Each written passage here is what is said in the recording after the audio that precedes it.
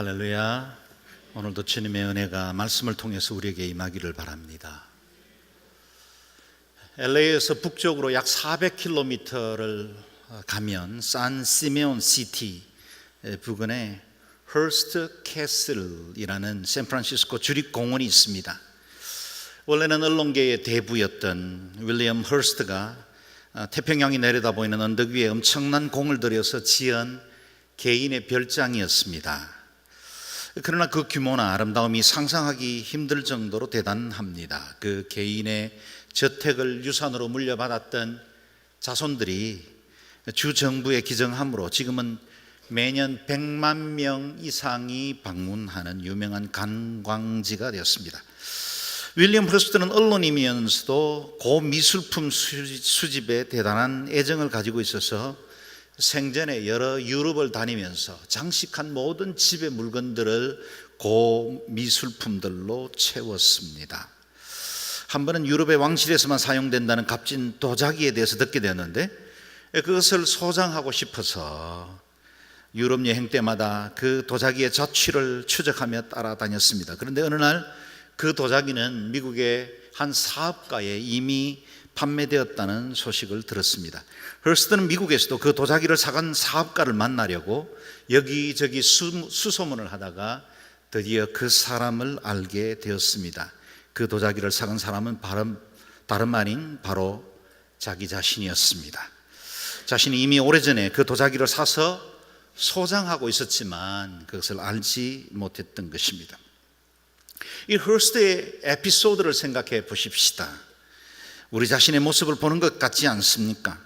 우리는 값진 보화를 이미 가지고 있음에도 불구하고 다른 곳에서 진정한 행복을 찾아 헤맬 때가 많이 있습니다. 얼마나 어처구니 없는 일입니까? 이 값진 보배가 무엇입니까? 저와 여러분에게 주어진 기도의 특권입니다. 우리는 창조주 하나님 앞에 언제든지 아버지라 부르며 나아갈 수 있는 특권을 얻었습니다. 선약이 필요하지 않습니다. 양해를 구하고 만나 뵈어야 할 이유도 없습니다. 우리가 원할 때 언제든지 주님 앞에 나아갈 수 있는 은혜의 카펫이 저와 여러분 앞에 펼쳐져 있는 것입니다. 항상 기도하라 말씀하셨죠? 그 말씀에는 항상 듣겠다는 하나님의 약속이 담겨 있습니다. 주님께서 우리의 모든 기도에 대해 졸지도 않고 주무시지도 않고 응답하시기로 작정하셨기 때문에 늘 깨어서 기도하라고 말씀하시는 것입니다. 이렇듯 우리는 이 세상 그 무엇과도 비교할 수 없는 값진 보화를 가졌습니다. 그럼에도 마치 굶주린 집시처럼 허기진 마음을 가지고 이곳저곳을 방황하는 것은 안타까운 일이지요.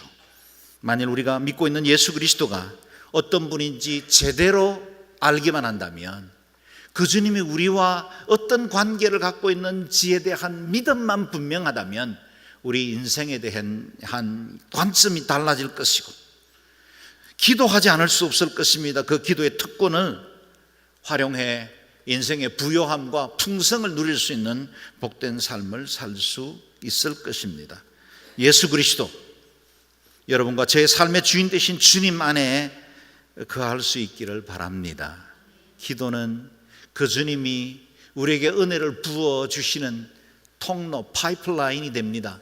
기도는 우리가 주님의 그 임재 안에서 살아갈 수 있도록 우리를 새롭게 해주시는 능력이 됩니다. 기도야말로 다른 어떤 것과도 비교할 수 없는 보배로운 선물입니다. 우리는 지난 시간에 영적 전쟁에 승리하기 위해서 깨어서 기도하라는 말씀을 들었습니다. 늘 깨어서 기도해야 할 이유가 무엇입니까? 세 가지로 정리했죠. 첫째, 주님의 임재 안에 있기 위함입니다. 우리가 기도하는 가장 중요한 이유는 그 무엇을 얻기 위한 것이 아니라 주님과 함께 있기 위함입니다. 기도는 수단이 아니라 주님 안에 거하는 것 그 자체로 목적이 됩니다. 우리가 깨어 있어야 할 두 번째 이유는 우리 자신을 지키기 위해서이라 그랬습니다. 우리를 넘어뜨리는 마귀의 공격이 계속되기 때문에 늘 깨어 있어야 합니다. 겟세마네 동산에서 십자가를 앞둔 주님은 제자들에게 당부하셨습니다. 너희는 여기 머물러 나와 함께 깨어 있도록 하라. 깨어있는 성도가 영적 전쟁에서 승리할 수 있습니다. 하나님의 전신갑주로 무장했더라도 깨어 있어야만 마귀를 대적하여 승리할 수 있습니다. 우리가 깨어 있어야 할 세 번째 이유는 다시 오실 주님을 맞이하기 위해서입니다. 기름을 준비한 슬기로운 다섯 처녀처럼 주님 다시 오심을 준비된 자로 맞이할 수 있기 위함입니다. 사도 베드로를 통해서 우리에게 주신 경고의 말씀에 귀를 기울여야 합니다. 만물의 마지막이 가까웠습니다. 그러므로 여러분은 정신을 차리고 깨어 기도하십시오. 마지막 날이 가까워 옴을 볼수록 이 세상의 사상과 사람들의 가치관이 무너지고 도덕의 기준이 모호해질 때일수록 더 깨어야 합니다. 더 정신 차려야 합니다. 기도할 수밖에 없습니다. 오늘 우리는 다시 기도의 중요성을 묵상하게 되었습니다. 다시 18절 말씀을 읽어보겠습니다. 시작. 모든 기도와 간구로 항상 성령 안에서 기도하고 이를 위해 늘 깨어서 모든 일에 인내하며 성도를 위해 간구하십시오. 아멘. 항상 기도하십시오. 성령 안에서 기도하십시오. 깨어서 기도하십시오. 그리고 오늘 성도를 위하여 기도하라 말씀하십니다. 이렇게 성도를 위해 기도하는 것을 우리는 중보기도로, 다리를 놓는 기도라 그렇게 부릅니다. 우리가 다른 성도들을 위해서 기도해야 할 이유가 무엇입니까? 우리의 싸움은 다른 성도들과 연합된 전쟁이기 때문입니다. 우리가 교회에 속했다는 말은 우리 서로가 알게 모르게 깊이 의존되어 있다는 뜻입니다. 신앙생활은 각자 하는 것인데 남들이 어찌하든 나는 예수 잘 믿으면 되지, 진짜 맞는 말입니다. 그러나 우리가 경험한 대로 그렇게 안 되는 걸 우리는 매 순간 느낍니다. 내 혼자 신앙생활 잘할 수 있는 공동체는 존재하지 않습니다. 우리는 서로에게 깊은 영향을 주고 있고 또 쉽게 영향을 받습니다. 그러므로 속해 있는 성도들이 함께 성장하고 함께 좋은 성도가 되도록 중보하는 일은 정말 중요합니다. 아마도 우리 중에는 신앙생활 잘해보고 싶은 마음으로 양지원 누리교회 오시기 전에 여러 교회를 방문하다가 저희 교회로 결장하고 정착하신 성도들이 있을 겁니다. 어떤 분들은 약간 빈정거리듯이 처치 쇼핑이다 그렇게 말하기도 합니다. 그러나 좋은 신앙 공동체를 찾아 영적 뿌리를 제대로 내리는 것은 얼마나 중요합니까? 성도들의 삶에서 가장 중요한 우리 인생의 중심이 신앙생활인데 아무 데서나 신앙생활을 해도 괜찮다는 논리는 통하지 않습니다. 교회는 가까운 교회에 다녀야 한다는 말도 사실이지만 무엇보다 하나님의 뜻에 올바른 교회를 바로 정하고 그곳에 뿌리를 내려야 합니다. 배우자를 찾는 사람이 이웃에 가까이 사는 처녀라고 해서 무조건 결혼하면 되겠습니까? 마음에 맞는 사람이라면 멀리 살아도 찾아가서 프로포즈 해야 되는 거죠. 가까운 건 우리의 기준이 될 수 없습니다. 쉬운 것이 신앙생활에 우리의 기준이 되어서도 안 됩니다. 만약에 내가 병들어 있다면 아무리 멀어도 치료 잘해주는 의원과 병원을 찾아서 이동하지 않습니까? 그것처럼 신앙생활에도 내가 하나님 앞에 바로 설 수 있는 공동체를 찾아야 하고 그리고 그곳에 내 삶의 뿌리를 내려야 합니다. 그러므로 신앙생활의 성공 비결은 좋은 성도들과 좋은 교회를 만나는 것입니다. 좋은 성도를 만나야 합니다. 교회에 속한 성도들이 내게도 많은 영향을 주기 때문이죠. 우리 양지원 누리교회가 그런 교회가 되었으면 좋겠습니다. 아멘 하신 122분에게 은혜가 넘치기를 바랍니다. 열심히 기도하고 말씀 배우기를 즐겨하는 교회 다니면 내 믿음도 어느새 성장해서 그와 같은 일에 나도 관심을 갖게 되고 내 신앙이 성장합니다. 나누기를 좋아하고 섬기는 일에 열심히 공동체에 들어가면 나도 어느새 봉사하고 섬기는 일에 함께 하고 있다는 사실을 알게 됩니다. 그러나 서로 비평하고 부정적인 시각이 가득한 공동체에 소속되면 나도 삐딱하게 봅니다. 나도 이상하게 부정적이 되고 서로에 대해서 곱지 않는 시선을 갖게 됩니다. 우리는 운명적으로 서로에게 연결되어 있고 의존되어 있는 사람들입니다. 운명 공동체입니다. 그러므로 서로를 위해서 기도해야 합니다. 서로 성장해야 합니다. 우리가 한 교회에 속했다는 말은 서로를 위해서 기도하도록 부름받았다는 것을 의미합니다. 좋은 믿음의 사람들이 되도록 기도함으로 함께 성장해야 합니다. 중보기도는 누구를 위해서 합니까? 따지고 보면 나를 위해서 하는 것입니다. 나와 신앙생활하는 성도가 복받아야 나도 덩달아 복받습니다. 성경 읽자고 캠페인할 때 함께 분위기를 타고 성경을 읽어야 복을 받습니다.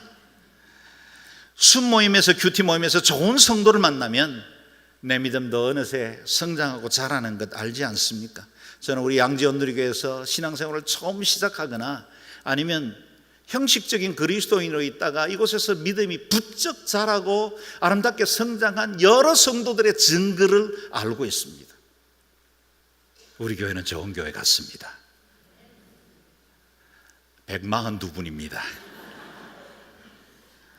여러분, 영적 전쟁은 공동전선입니다. 내가 훌륭한 전투 능력을 소유한 병사랄지라도 혼자서 전쟁을 치를 수는 없습니다. 한쪽이 뚫리면 다 같이 무너집니다. 특별한 기능과 능력을 가지고 있는 잘 훈련된 소수의 병사가 있는 것보다 전투 능력은 좀 떨어지더라도 전우회로 뭉쳐져 있는 병사들이 함께 싸우는 부대가 더욱더 강력합니다. 우리의 신앙생활은 단체전이지 결코 개인전이 아닙니다. 내 신앙의 개인기로 성공할 수 없다는 사실을 늘 기억해야 합니다. 우리 교회 성도들 중에도 최근 여러 가지 어려운 시험을 통과하는 분들이 있습니다. 사별의 아픔을 갖고 있는 성도가 있습니다. 암을 투병하면서 힘겹게 광야의 시간을 지나는 우리 성도들도 있습니다. 그 곁에서 그것을 지켜보고 아파하는 믿음의 식구들도 있죠. 급한 출산을 앞둔 아기를 사산암으로 큰 아픔을 가진 가정도 있습니다. 사업과 직장이 여전히 풀리지 않아서 힘겨운 걸음을 계속하는 이들도 있죠. 자녀들의 문제로 마음에 큰 부담을 갖고 있는 이들도 있습니다. 누군가의 기도가 필요합니다. 서로가 지지해 주어야 합니다. 서로가 서로를 위해서 기도해야 합니다. 때로는 우리가 조금 전 찬양에 고백했던 것처럼 너무 지치고 힘들 때는 기도도 안 나옵니다. 기도할 수 없을 그때 누군가가 기도의 분량을 채워야 합니다. 그게 성도입니다. 그게 공동체입니다. 신앙은 공동전선이기 때문에 나 홀로 좋은 신앙으로 사는 것은 쉽지 않습니다. 문제가 일어난 교회를 보십시오. 전체 성도가 다 문제가 많습니까? 그렇지 않습니다. 지극히 소수의 성도들에 의해서 온 교회가 공동체가 위태해지기도 합니다. 그러므로 서로를 지탱해주고 서로를 위해서 기도하고 서로에게 필요한 기도의 분량을 채워주는 자로 함께 믿음의 공동전선을 이루어야 합니다. 특별히 교회의 목회자와 리더들을 위해서 기도해야 합니다. 우리가 싸워야 하는 이 전선에 끼치는 영향이 더 큰 사람들이기 때문입니다. 그래야 삽니다. 그래야 내가 복받습니다. 그래야 우리 성도들이 함께 믿음의 공동체에서 주님 기뻐하시는 아름다운 교회를 이룰 수 있습니다.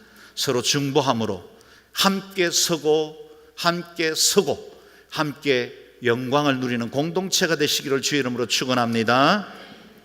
성도를 위해서 기도하라고 말씀하신 사도 바울은 그 자신이 늘 성도를 위해서 기도하는 사람이었습니다.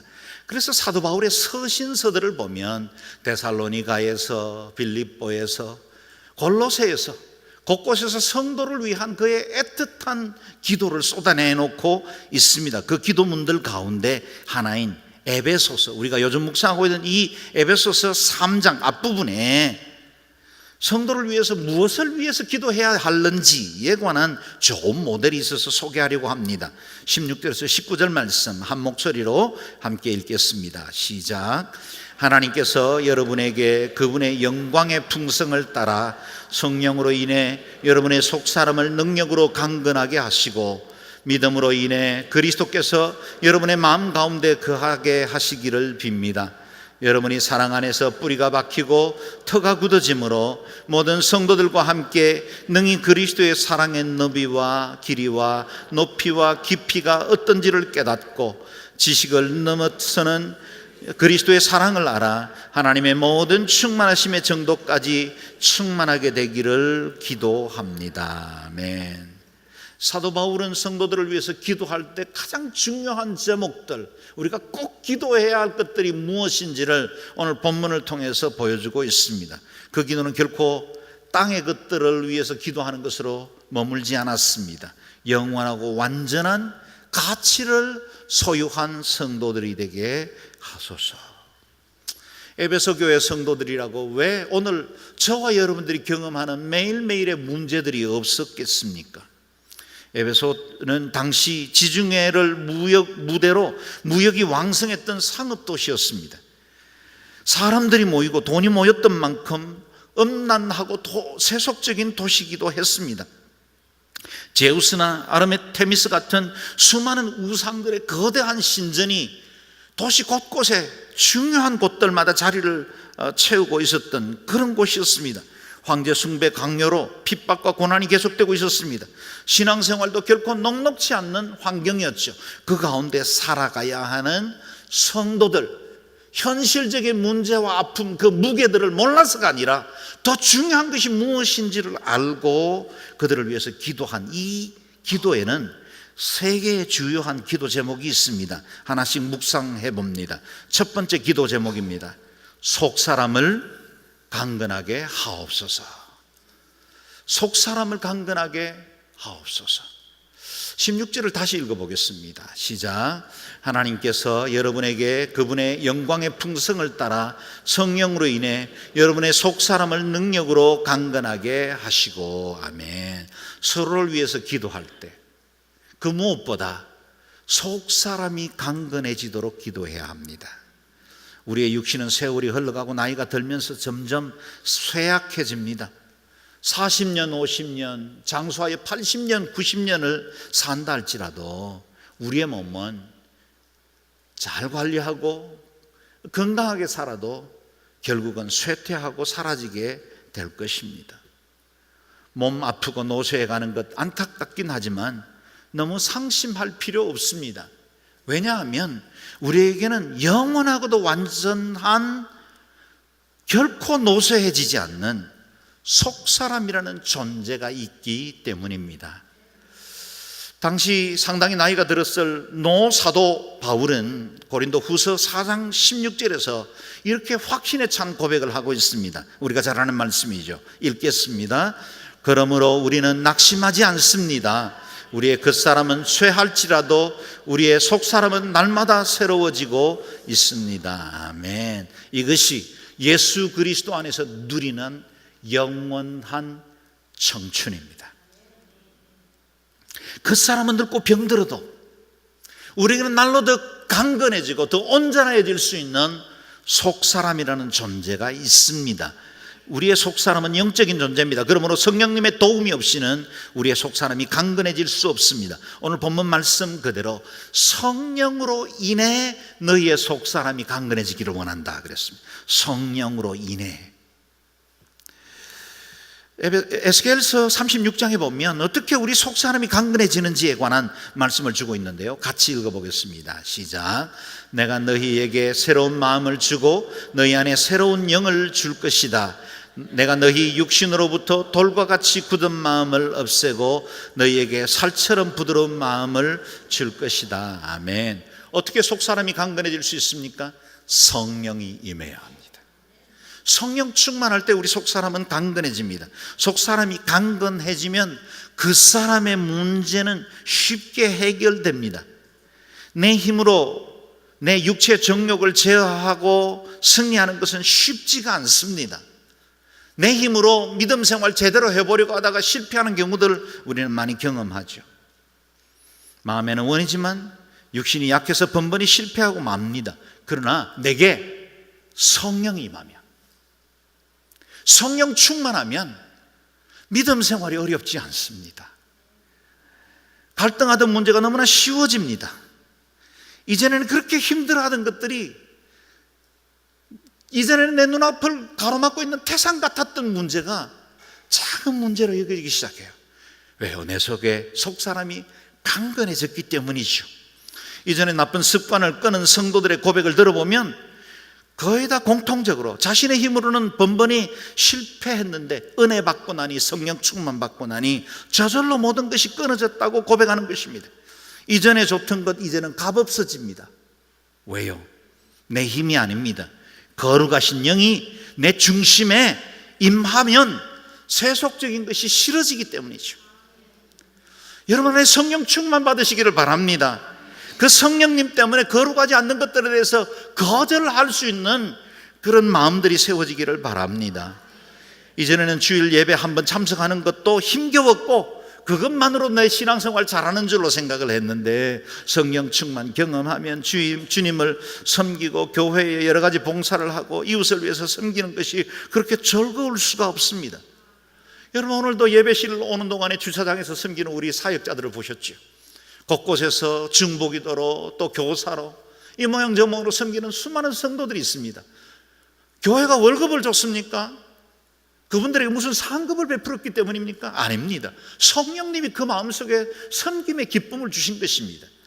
서로를 위해서 봉사하고 또 교회를 위해서 작은 것이라도 드리는 것이 오히려 영광인 줄 알고, 내가 이렇게 쓰임 받는 것이 너무 감사합니다, 그런 고백을 가능하게 하는 것입니다.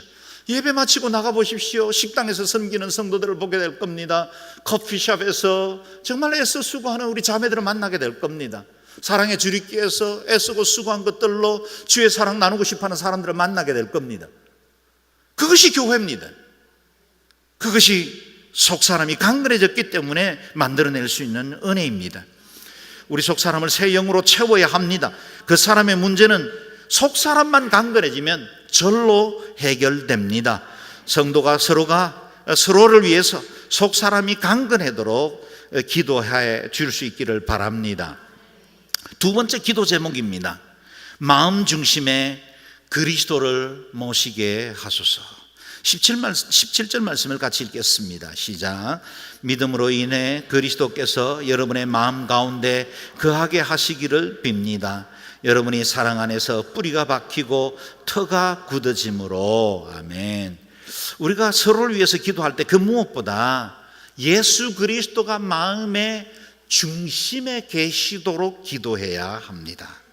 한 사람의 가치는 그 사람의 중심에 무엇이 있는가로 결정납니다. 마음의 중심에 돈과 물질이 있는 사람은 모든 것을 그 기준으로 평가하게 됩니다. 그것이 자신의 삶을 이끌어가는 에너지가 됩니다. 이 땅에 있는 것이 모든 것인 줄 아는 사람은 오로지 이 땅에서 누릴 물질, 명예, 쾌락만을 위해서 자기의 인생을 투자하게 될 겁니다. 자아가 중심인 사람은 자신이 지구의 중심이고 사람들의 생각에 언제나 자신은 옳은 사람으로 비춰져야 하고 자기의 말은 언제나 사람들이 들어야 한다고 착각하며 살게 됩니다. 마음 중심에 무엇이 있습니까? 저와 여러분의 마음 중심에 늘 그리스도가 계시기를 바랍니다. 우리가 1:1 양육에서 배운 대로 예수 그리스도가 중심이 된 삶, Christ centered life, 예수 그리스도가 우리의 삶의 중심이 되고 우리를 이끌어 가시는 능력이 되는 삶, 그것이 참된 풍성함으로 우리를 인도해 줍니다. 나는 포도나무요 너희는 가지니 저가 내 안에 내가 저 안에 있으면 이 사람은 과실을 많이 맺나니 나를 떠나서는 너희가 아무것도 할 수 없습니다.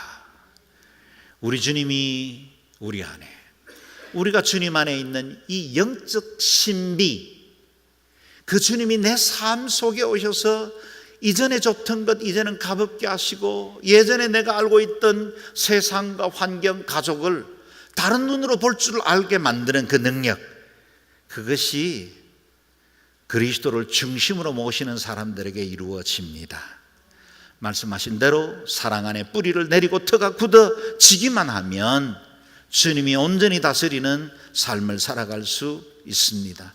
아리조나 사막의 선인장들이 그 건조한 사막의 기후 가운데도 생명을 유지할 수 있는 비결은 그 뿌리를 땅속 깊숙이 내리는 데 있다는 겁니다.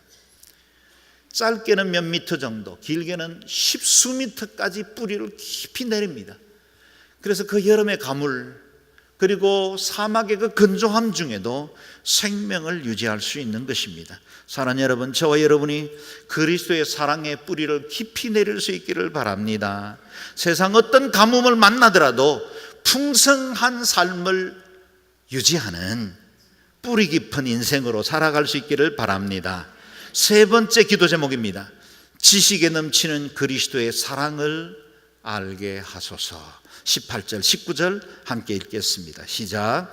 모든 성도들과 함께 능히 그리스도의 사랑의 너비와 길이와 높이와 깊이가 어떤지를 깨닫고 지식을 뛰어넘는 그리스도의 사랑을 알아 하나님의 모든 충만하심의 정도에까지 충만하게 되기를 기도합니다. 아멘.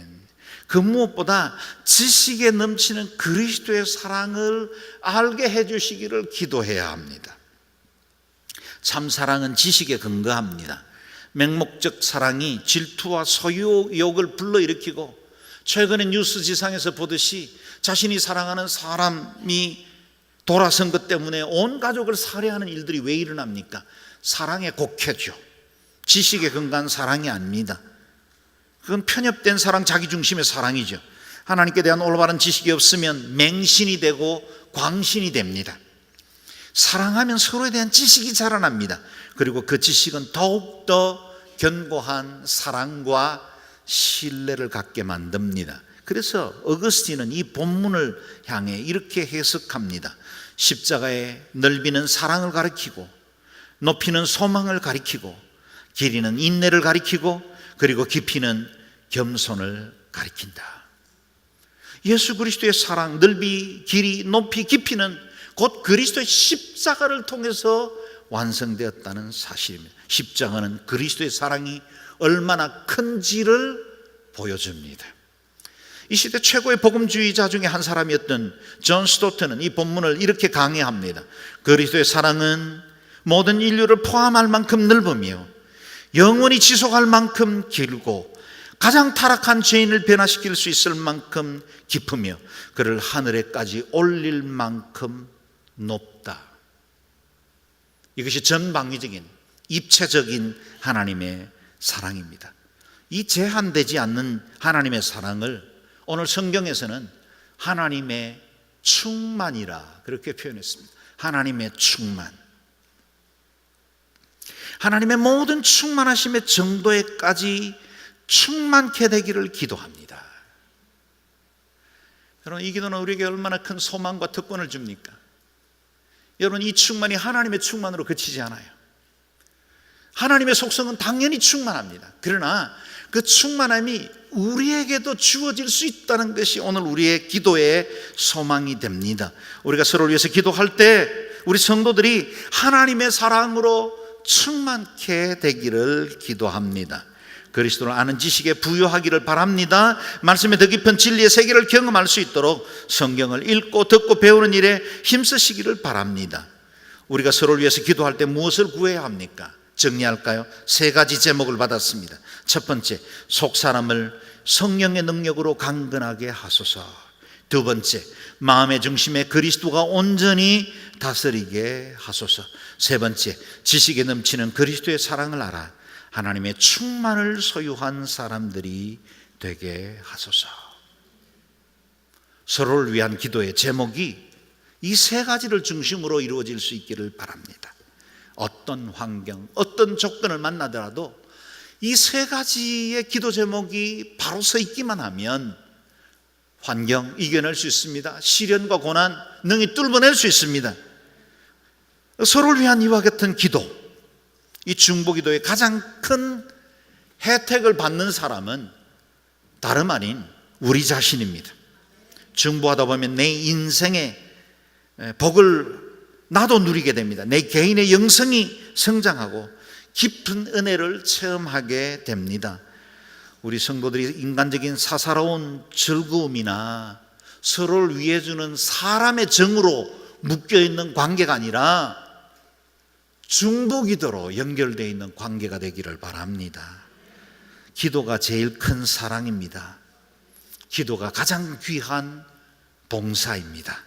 서로를 위해서 기도하고 서로가 은혜를 누리고 함께 성장하는 저와 여러분 양지원 누리 공동체가 되기를 주의 이름으로 축원합니다. 아멘. 함께 기도하겠습니다.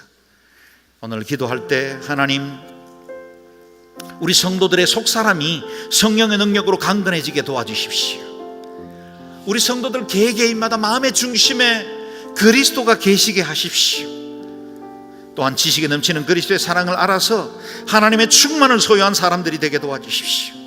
지금 낙심하고 힘겨운 광야의 시간을 지나는 모든 성도들에게도 이와 같은 은혜가 임하게 하셔서 넉넉히 이겨나갈 수 있도록 도와주시고, 하나님 온 교회가 이와 같이 함께 성장하고 함께 주님의 의와 영광을 보는 공동체가 되게 도와주옵소서. 통성으로 같이 기도하겠습니다.